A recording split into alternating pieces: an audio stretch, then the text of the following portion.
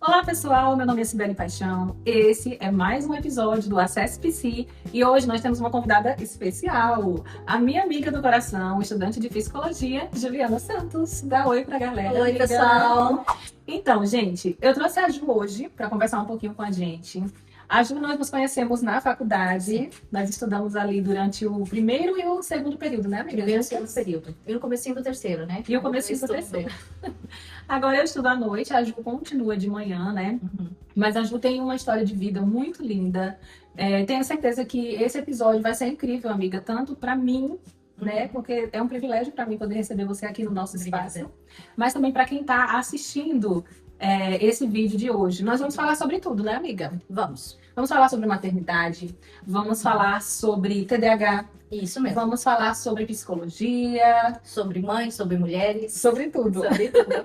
E aí, gente, eu falei pra Ju assim, olha, quando eu assisto os canais, os podcasts, pra gente receber as pessoas, né, eles recebem, preparam toda uma mesa. Então, olha só, amiga, Hoje eu tô feita. hoje você tá sendo recebida como uma princesa que você é. Então, mesmo. temos Obrigada. tudo aqui. Temos jujuba, temos orelha de gato, porque a Ju é catarinense.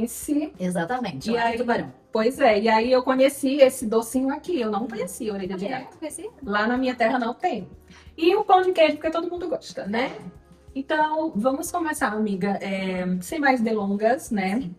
Antes de tudo, eu queria pedir para vocês curtirem o vídeo, se inscrevam no canal se você ainda não é inscrito e já deixe seu comentário o que foi que você achou desse episódio de hoje, porque a conversa vai rolar solta agora. Vai. Então, amiga, eu queria começar esse vídeo, eu queria que você se apresentasse. Quem é a Juliana? Fala pro pessoal. Tá, então vamos lá. Eu sou Juliana Santos, casada, tenho 39 anos, tenho 2 filhos e os 2 filhos são adotivos.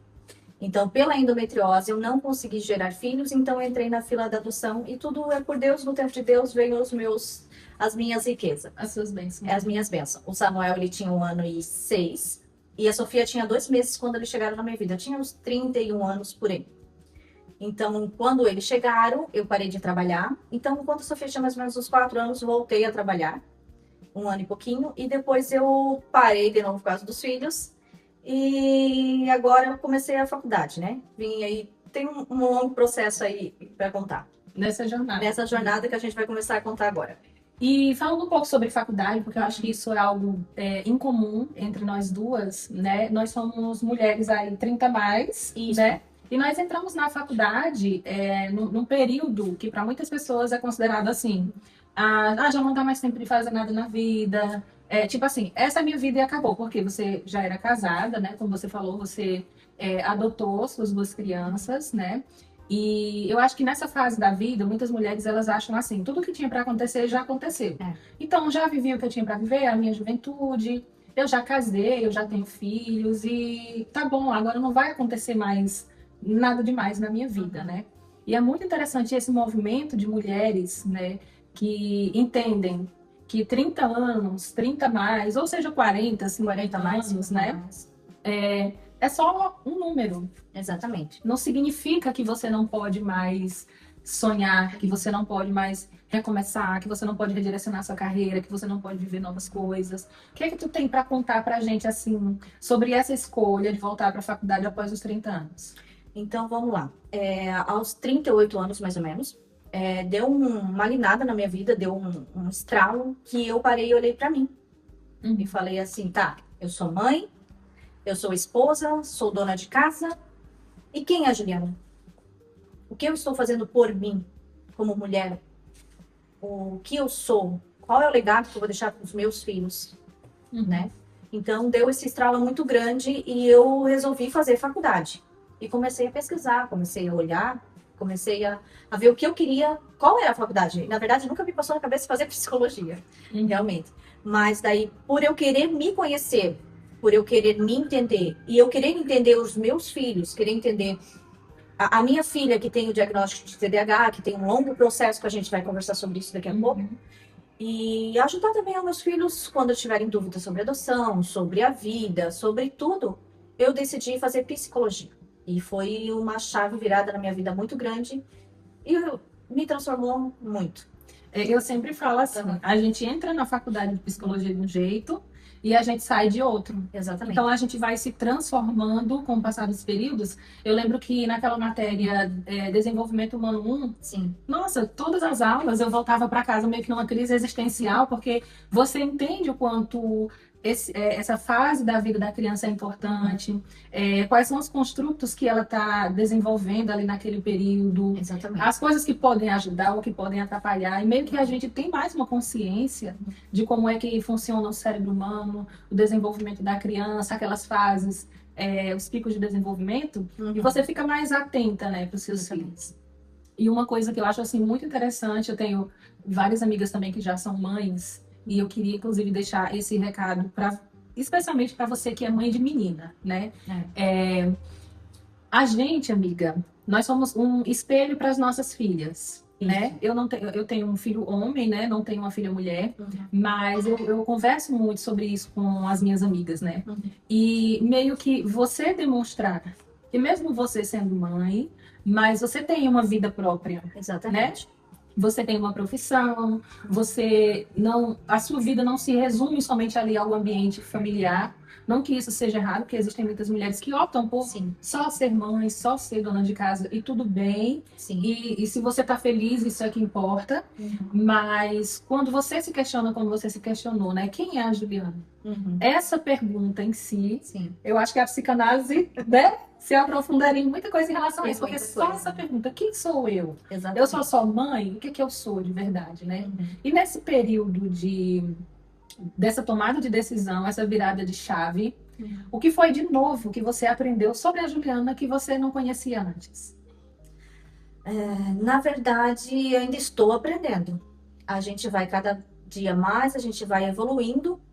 Como ser humano, eu sou mais humana, olhar a vida do outro, mais humanos, e aprender a dizer não, uma coisa que eu não conseguia dizer não. Hoje em dia eu olho muito o que eu quero, o que eu posso, o que eu não posso, se aquilo, dependendo da situação, eu digo, não, eu não posso, vou cuidar das minhas coisas, que antes era tudo sim pro filho, sim pro marido, sim pra família.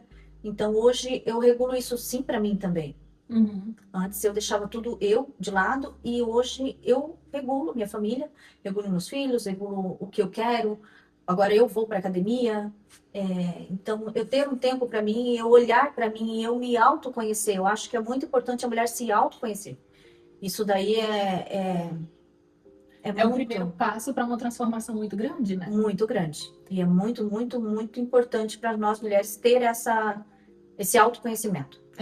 Eu acho interessante quando você falou assim, eu olho para as pessoas com um olhar mais humano. Sim. Porque a partir do momento que você começa a estudar sobre a mente humana, você não olha mais para os comportamentos como um simples comportamento, né? Eu acho que antes, pelo menos na minha experiência, eu era bem mais rápida para julgar o comportamento do outro, né? Exatamente. Mas eu nunca faria isso, né? Ou tipo assim, que absurdo, a pessoa tem que ser muito ruim para fazer determinada coisa. Mas quando você começa a estudar, entender o comportamento humano, você, mesmo sem querer, você começa a analisar as pessoas, né? Você observa de uma forma diferente. Exatamente. Hoje eu digo assim, eu aprendi que não existe verdade, existe realidade.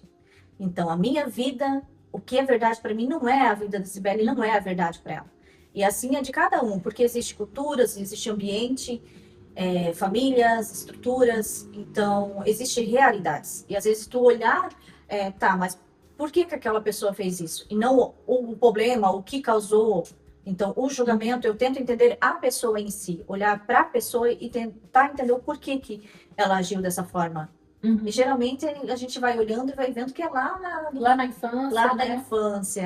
A gente volta ali para aquelas. O que na teoria cognitivo-comportamental a gente fala sobre crenças, né? Então, nesse momento ali de desenvolvimento da criança, que ela começa a, digamos, solidificar suas primeiras crenças sobre ela mesma, sobre a questão do apego, do cuidado.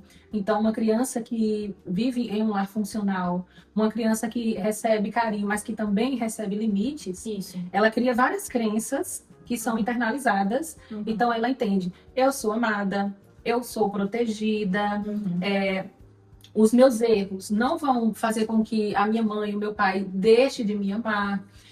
ela vai criando várias crenças, ela entende, eu preciso respeitar regras, na vida existem limites, e ela vai crescendo e vai se tornando um adulto funcional, né? Isso. E quando é o contrário, uma criança que não recebe amor, cuidado, que vem muitas vezes de um lar disfuncional, ou com uma mãe disfuncional, ou um pai disfuncional, Exatamente. ela vai tendo ali várias crenças de desamor, de desamparo, de baixa autoestima. E falando agora um pouco sobre adoção, né? Eu achei muito interessante quando eu te conheci, que a princípio você sempre falou dos seus filhos, meus filhos, meus filhos. E quando você falou sobre adoção, eu fiquei assim, emocionada em primeiro lugar. Porque eu acho que a adoção é um dos maiores atos de amor que um ser humano pode ter, né? Então, conta um pouquinho como foi esse processo de adoção da Sofia e do Samuel. Tá, então vamos lá. Muitos falam, é porque vocês fizeram um bem muito grande para essas crianças. Mas, na verdade, eles salvaram nossas vidas. A minha vida. Eu acho que a alegria de ter eles chegar na minha casa, na minha vida, no meu casamento, é uma alegria muito grande. E assim, então, pela endometriose, eu não consegui engravidar, fiz tratamento, fiz cirurgia.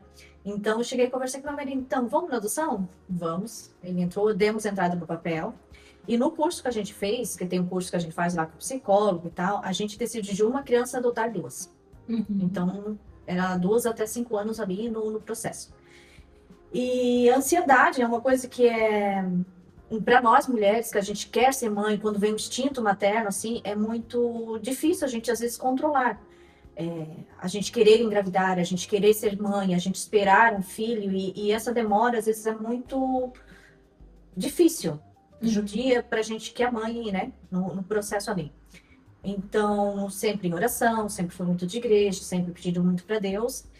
E de repente, assim, eu tava em 9, se não me engano, 8 ou 9 ali na fila. Na fila, porque eu sempre tava ligando direto ali. Então, desculpa atrapalhar, mas vocês sabem, vocês vão sabendo assim, olha, agora vocês estão em 10º lugar, agora em 9, eles vão avisando. A gente vai ligando lá no fórum, vai falando com a assistente social. Então ela vai dizendo, ó, Juliana, tem 10 na tua frente, tem 2 na tua frente. Então eu lembro que eu liguei em novembro, falei com ela, e ela disse, olha, tem uns 8 casal aqui na tua frente. Ai.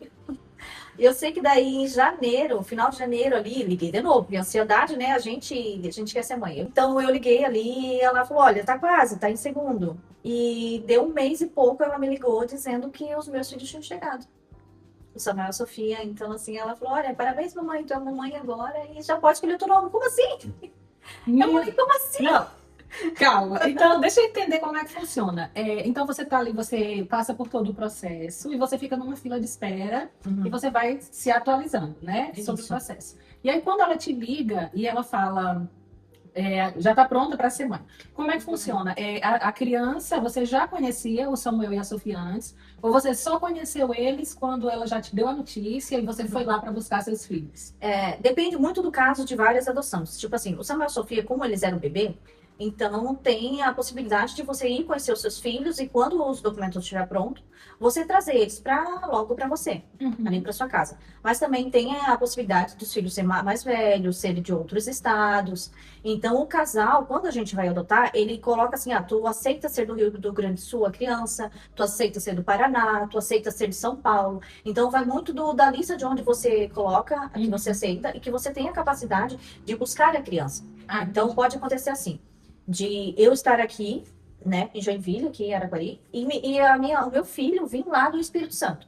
Só que o meu filho, ele pode ter 5, 6 anos. Então, 5, 6 anos, você não vai conseguir já ir lá e pegar a criança e já trazer para você. Só que daí você vai ter a disponibilidade para ir até lá e financeiramente para você começar o contato com a criança. Então, quando eles verem que você e a criança já criaram um vínculo, eles vão permitir que você traga a criança. Sabe? Entendi. Então, todo um processo ali na adoção. Como os meus filhos eram daqui e como eles eram bebê, então eu já tive a possibilidade de trazer ele logo para casa. Qual a idade deles? Eles são irmãos? São irmãos, são irmãos.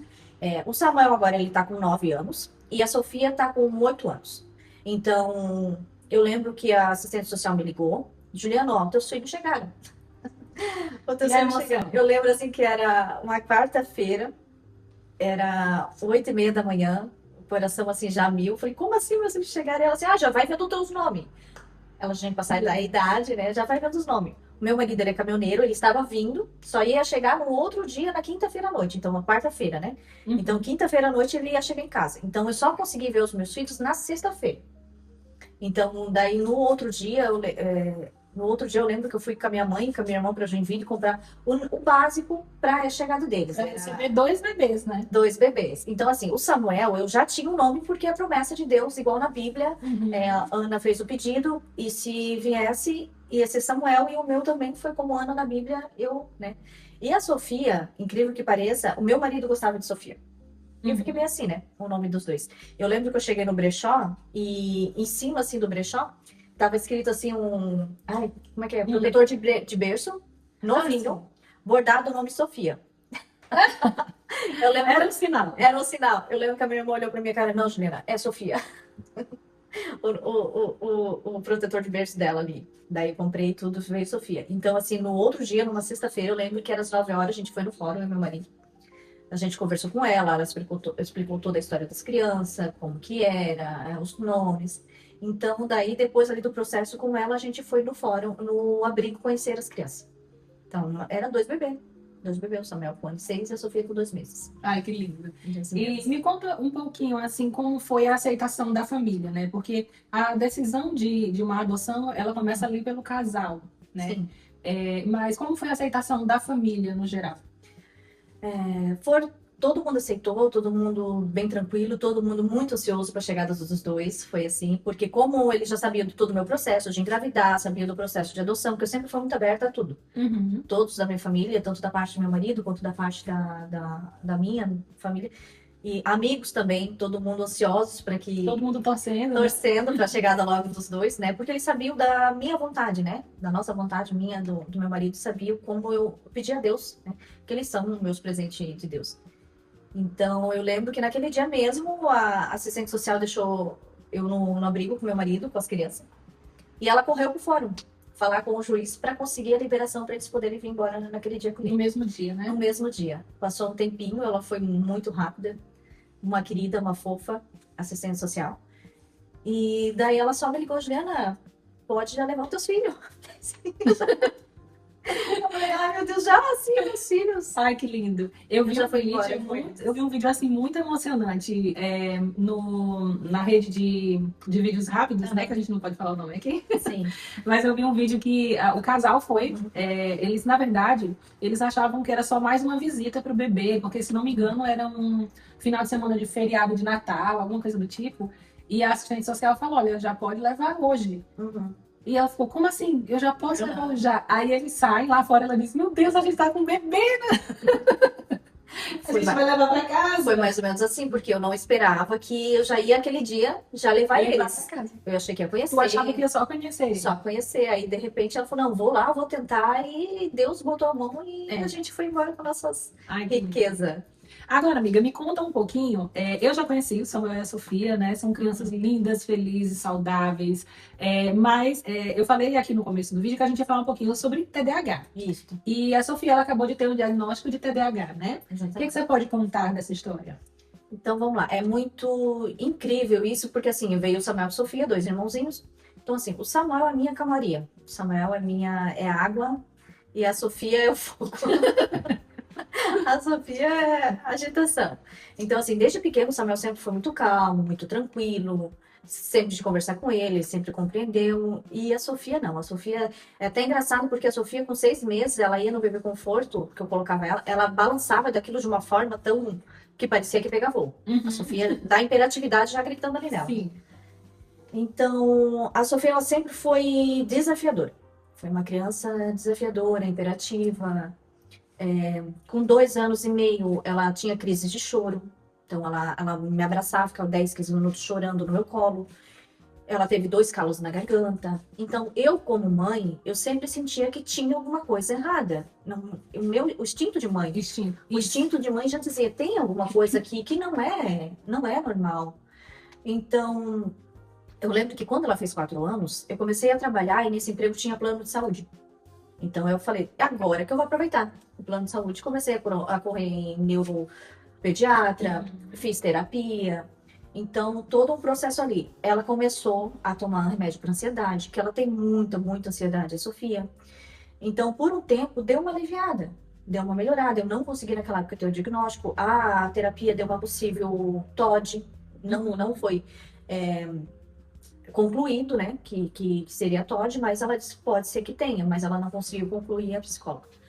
Então, quando tinha 1 ano e 6 que eu estava trabalhando, mais ou menos ali, a Sofia, eu vi que ela não estava, meus filhos não estavam assim, eu senti que eu precisava cuidar mais deles. Eu precisei mais perto, né? mais perto. Então, a Sofia, ela é uma criança que ela é extremamente emocionalmente insegura, ela precisa estar junto, ela precisa de todo carinho, de toda atenção. Então eu senti que eu precisava dar atenção para os meus filhos, eu acabei saindo do trabalho pelos meus filhos e acabei ficando em casa e dando mais atenção na evolução da escola, na evolução dela, no tratamento dela. Então, quando ela tomou o remédio, melhorou muito a ansiedade. Só que chegou um ponto que eu vi que ela estava meio no coração de mãe. Coração de mãe, eu falei, não, tem alguma coisa assim que eu preciso me dedicar. Então, eu saí do trabalho, fiquei em casa, a ansiedade dela melhorou, aí eu parei, aos poucos fui parando o remédio por conta própria. E vamos tentar em casa ver se ela, como que fica. Então, ela sempre com crise, sempre muito impulsiva, a hiperatividade gritando, fala desde a hora que acorda, desde a hora que vai dormir. Eu sei bem isso. É mãe, mãe, mãe, mãe, mãe, mãe, mãe. Então, assim, e daí isso deu uns 6 anos mais ou menos que ela tinha, foi onde que eu saí do trabalho.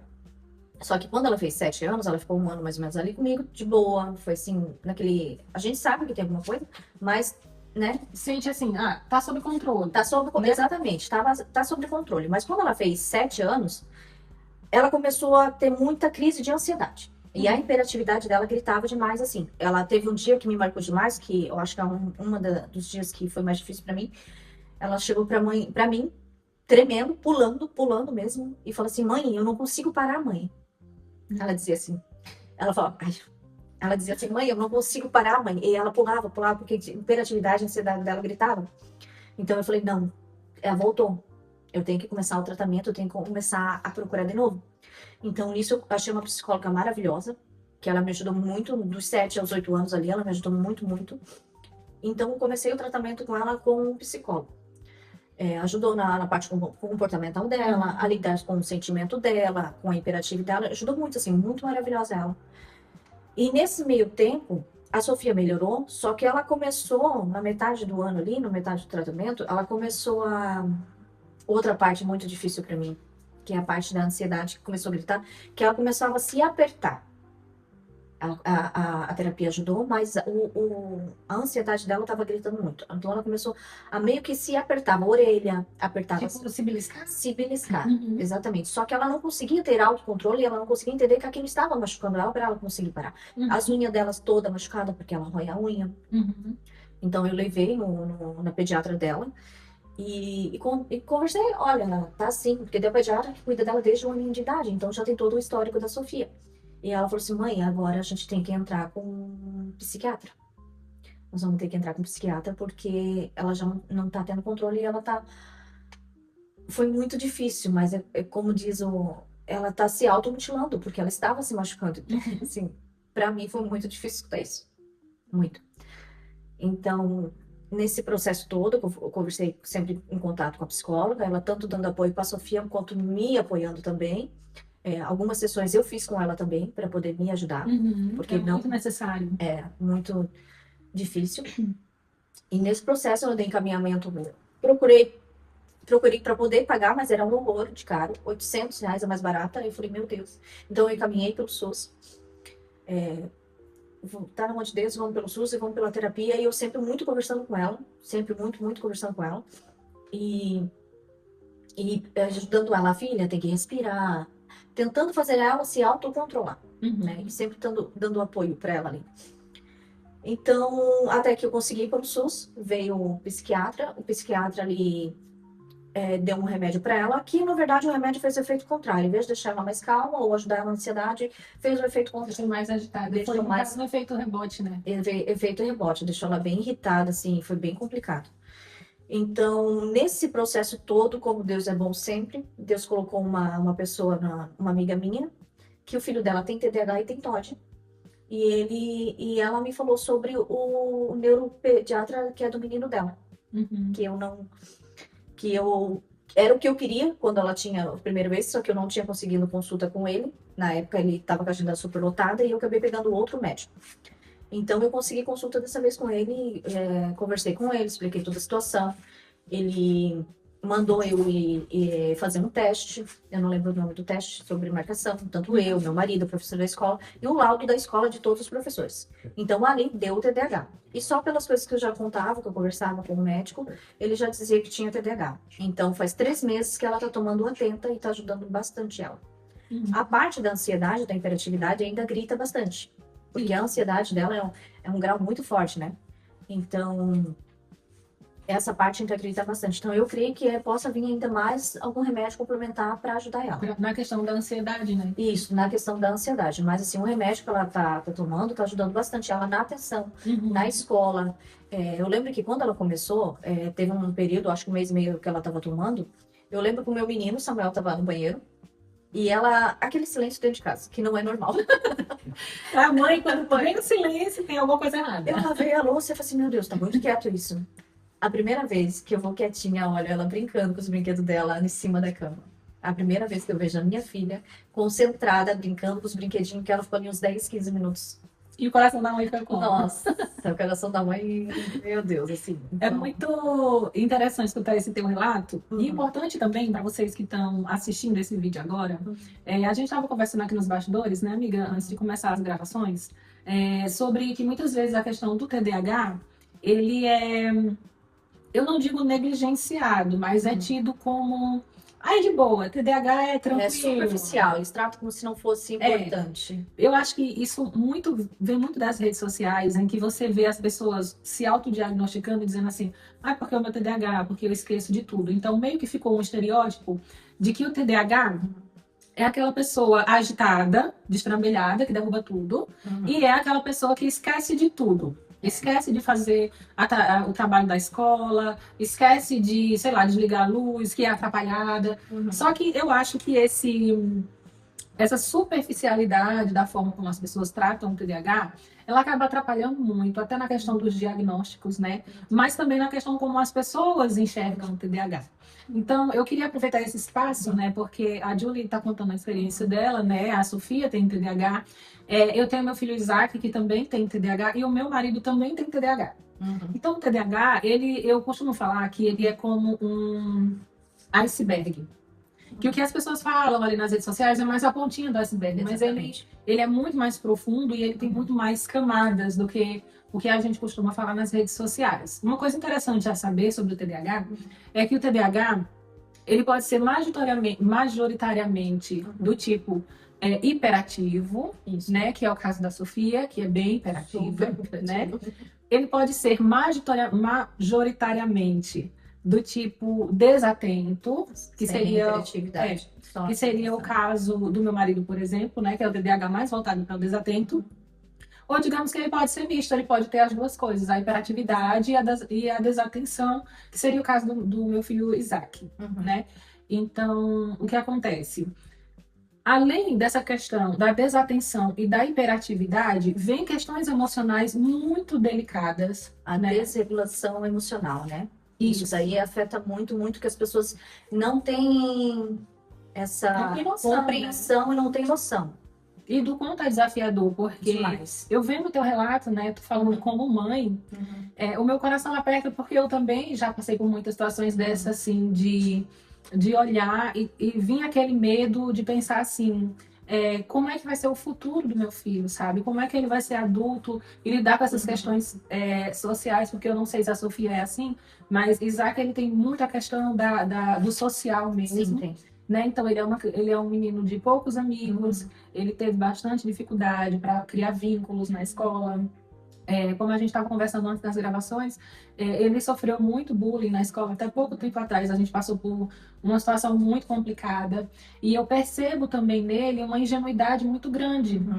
De não perceber a maldade, né? De não, muitas vezes não saber se defender. E vem aquele medo de, tipo assim, como é que vai ser o futuro dos nossos filhos, né? Quando eles forem para o mundo. E o quanto o TDAH, ele afeta também na saúde emocional da família como um todo. Porque Bastante. quando a pessoa que tem o TDAH, ela tá, digamos, desregulada, ela não tá bem, ela não tá passando por acompanhamento, um tratamento, toda a família acaba sendo afetada. Exatamente. Né? Porque eu lembro que chegou um momento, principalmente aqui em casa, nessas questões de notas, de reclamação da escola, teve um período ali que eu achei assim, é culpa minha, porque eu não estou sabendo educar meu filho. Então eu preciso ser muito dura com ele, eu preciso colocar regras, porque a culpa é minha, eu tô sendo uma mãe displicente. E eu lembro que eu passei ali por um período de quase 2 meses, sendo extremamente dura com ele. E cobrando ele assim, mas cobrando num nível que eu percebi que ele começou a se distanciar de mim, porque Isaac sempre foi muito carinhoso. Apesar Sim. de. O TDAH Né? é extremamente carinhoso. Extremamente carinhoso. E eu percebi que ele foi se distanciando de mim, e até que um dia eu percebi assim, meu filho tá com medo de mim. E não é isso que eu quero, sabe? Isso me machucava, isso machucava ele. O meu marido ficava tenso, aquele clima bad. É engraçado tu falar isso, porque eu também já passei por isso. Porque tu não sabe como lidar com o seu filho, tu não sabe o que está acontecendo. Até então, eu não sabia o diagnóstico da Sofia, então eu tive esse diagnóstico há 3 meses atrás. Então, até lá, tudo era nublado. O que estava acontecendo com minha filha? Como que eu deveria agir? Então, além disso, é sobrecarga para nós mães. Teve uma época que eu fiquei muito desolada, desamparada, porque eu não sabia que rumo que eu tomava, o que eu fazia, e eu me culpava muito. Eu falava, meu Deus, eu não estou conseguindo ser uma mãe suficiente para o meu filho. Eu me culpava. Isso eu acho que não só eu, mas várias mães passam por isso, de se culpar, de não estar conseguindo entender o seu filho. Então, às vezes tu abre muita mão na educação, às vezes tu é firme demais na educação. E daí parece que você está sempre nos dois extremos, você nunca está no equilíbrio. Nos dois extremos. E fora isso, eu estou em autovigilância. Porque como a Sofia, o TDAH dela, ela tem muitas crises emocionais.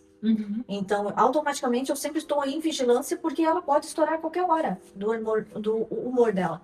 E eu não consegui entender a minha filha, e eu não consegui sentar com a minha filha e conversar com ela, porque agora, de um tempo para cá, que eu consigo sentar e conversar com ela, porque antes eu não conseguia. Que ela já estourava, ela já saía, ela não compreendia, mas era do TDAH e eu não sabia. Eu percebo assim, em relação a Isaac, que tu fala que no caso da Sofia ela explode muito. Isaac, nos momentos assim mais delicados, eu percebia que ele só chorava. Ele não conseguia falar o que estava acontecendo, e às vezes eu falava assim, ele começava a escrever a tarefinha, e ele parava no meio. No meio da tarefa ele parava. Terminava ali, e a professora precisava apagar o quadro, todos os alunos tinham escrito, feito tudo, e ele não tinha feito. E a professora mandava reclamação, e a gente o tempo todo sendo chamado na escola. E eu lembro que uma vez eu falei assim para ele, mas Isaac, me explica, por que é que você não terminou a tarefa? Ele, não sei, mãe, eu não consigo. E ele falava isso chorando muito. E dói pra gente. Dói, porque a gente... o que para algumas crianças é tão simples, tão normal, só sentar e escrever uma atividade do início ao fim. E ele falou, mãe, eu não consigo. E eu lembro que teve uma vez que ele falou uma coisa que eu acho que ilustra muito a mente de um TDAH. A professora, a gente recebeu reclamação da escola, e a professora falou assim, mas ele não levanta, ele não sai da cadeira, mas ele viaja. E eu falei para ele assim, Isaac, por que você não fez a tarefa? Aí ele falou, porque eu estava brincando. Eu falei, mas você levantou da cadeira? Ele falou, não, mãe, eu estava brincando dentro da minha cabeça. Olha só. Então ele se perde nos próprios pensamentos e é o mundinho dele ali, né? Mas o que eu percebo é que muitas vezes a escola não está preparada ou simplesmente não quer se dar o trabalho, né, de tratar da forma como deve ser tratada a criança que tem essa neurodivergência, né? E eu acredito que é muito um trabalho em conjunto, tanto dos pais, mas da escola e da família. Exatamente. Porque no nosso caso, eu não sei se isso aconteceu com você, Mas já ouvi muitos julgamentos da família, porque você não educa esse menino, Nossa, demais. né? Porque você não bota moral nesse menino, porque você não coloca regras nesse menino. Exatamente. Porque demais Isaac, ele isso. não tem muito filtro no que ele fala, né? Sofia. Então já me colocou em casa? Sofia, gente, Sofia. De vez em quando ela solta as pérolas dela, que eu fico assim, Jesus. Né? E eu acredito assim que essas conversas que a gente está tendo, para quem está assistindo, para quem vai acompanhar, é muito importante para a gente entender que o cuidado, tanto para uma criança que tem TDAH quanto autismo, ele é um cuidado não só da família, mas ele deve ser um cuidado social de todo o ambiente que a criança ela está inserida, né? Porque a criança ela não frequenta somente o ambiente de casa. Então, muitas mães de crianças atípicas, elas prendem os seus filhos porque o único ambiente seguro é dentro de casa. Exatamente. Mas a criança, ela frequenta a escola, ela frequenta a igreja. E esses assuntos, eles precisam ser mais tratados, falados, assim, na real, para que as pessoas consigam entender mais, se colocar no lugar daquela mãe, entender o comportamento daquela criança e até ajudar, né, no desenvolvimento daquela criança. E quando você fala sobre mãe, né, que muitas vezes a gente se questiona sobre se a gente está sendo uma boa mãe ou não, eu lembro muito sobre a teoria winnicottiana, né, em que o Winnicott fala que a gente precisa ser mães suficientemente boas. Então, isso foi para mim, foi tirar um peso muito grande das minhas costas, porque o que é ser suficientemente boa, né? É o suficiente, é o necessário, porque nós, antes de ser mães, nós somos seres humanos. Exatamente. A gente também tem as nossas questões, né? Nós então, também temos defeitos. Isso, então, enquanto você tá ali cuidando do seu filho, mas você também tem suas questões. É como você falou, quem é a Juliana, né? Exatamente. Também é mãe, também é estudante, também tem prova, também tem professor, também tem colega de aula, também tem marido, também tem trabalho, também tem inúmeras coisas. Exatamente. Inúmeras questões, né? E para finalizar o nosso papo, eu queria que você deixasse um pensamento ou uma mensagem para os nossos seguidores. Algo que você considera assim, isso é muito importante, sobre a vida. Para quem está assistindo esse vídeo, que ele possa sair daqui não só com o aprendizado de tudo que você nos passou hoje, que já foi incrível, mas também que guarde essa mensagem hoje. Tá, vamos lá. Para as mães que são atípicas, confie no seu instinto. Porque muitas vezes eu sabia que eu tinha alguma coisa errada com meus filhos, com a minha filha, e eu conversava muitas vezes com as pessoas do lado, com meu marido, e diziam que era eu que tinha que ter paciência, eu que tinha que dar mais amor, porque é a personalidade dela. Então, eu nunca desisti do que eu sentia. Então, para as mães, ouça o seu instinto, não desistam, corram atrás, procurem. Quanto antes vocês tiverem o diagnóstico dos seus filhos, mais rápido é o tratamento, a sua qualidade de vida, o bem-estar do seu filho, de sua família. E principalmente para nós mães também, e mulheres em geral. Se a gente está bem, os nossos filhos estão bem. A nossa casa vai bem, o nosso trabalho vai bem. Isso reflete muito nos nossos filhos, na nossa família. Então, o autoconhecimento, você fazer algo para você, você se cuidar, você se olhar, você tirar um tempo para ti, isto é muito importante. E olhar a vida de uma forma diferente. Porque às vezes o mundo tá tão corrido que às vezes uma coisa tão simples a gente passa batido, que é uma risada de um filho gostosa, um abraço gostoso de um filho, ou às vezes você fazer uma pipoca e sentar com ele, ou você mesmo sentar à beira de um lugar gostoso e deixar a brisa bater no seu rosto, ter aquele momento seu. Isso é importante, porque hoje em dia o mundo tá muito na correria. Então as pessoas às vezes estão perdendo coisas boas pela correria, um momento bom, um momento de se olhar, de olhar para o próximo. Eu acho que é isso, assim. E quando a gente vê uma mãe atípica, apoie. Apoie, porque não é fácil. A vida todo dia é uma batalha, todo dia é uma alegria, todo dia é uma surpresa. E cada fase é uma evolução. Meu Deus, eu me emocionei agora. Eu queria te agradecer de coração. Imagina. Eu espero que esse não seja o último vídeo, mas que seja o primeiro de muitos, né? Amém. Nós temos aí uma longa jornada pela frente até nos formarmos. Como falei para vocês, a Julie é estudante de psicologia. Uhum. Eu vou deixar aqui o arroba dela para vocês seguirem a Julie lá nas redes sociais e acompanharem essa evolução. A Julie vai estar aqui mais vezes para a gente falar sobre vários assuntos. Vamos estar falando dos próximos capítulos do tratamento da Sofia. Isso. E uma coisa que é até engraçada agora, eu lembrando, porque eu falei muito da Sofia, mas eu tenho o meu Samuelzinho lá, o meu menino, né? Uhum. É tão engraçado que como o Samuel convive com a Sofia, então automaticamente ele acaba sabendo o jeitinho dela. Sim. E os meninos da escola, os coleguinhas dele que são TDAH, que tem TOD, todos são os melhores amigos do Samuel.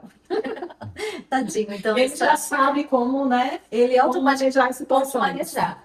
Então, o meu menino, ele é a minha paz, assim, minha coisa gostosa ali de apertar o meu seguro ali. E falando em equilíbrio, eu acho que a vida é isso, né? É isso. Como você falou, o Samuel é como se fosse a sua água, a sua calmaria, e a Sofia é o fogo. Mas se fosse só água ou só fogo, também não seria bom. Então é tudo uma questão de equilíbrio, né? Exatamente. Então, pessoal, eu espero muito que vocês tenham gostado desse vídeo, que eu tenho certeza que foi muito produtivo, muito crescimento, muito conhecimento para mim. Eu tenho certeza que foi para vocês também. Só mais uma vez reforçando, não esqueçam de se inscrever no canal. Nosso canal é novo, tá começando agora, então a gente precisa muito, né, dessa força, desse incentivo de vocês. Compartilhe o vídeo aí no seu grupo do WhatsApp, para sua família. E é isso, gente. Esse foi mais um vídeo do canal. Eu espero que vocês tenham gostado e até o próximo vídeo. Tchau.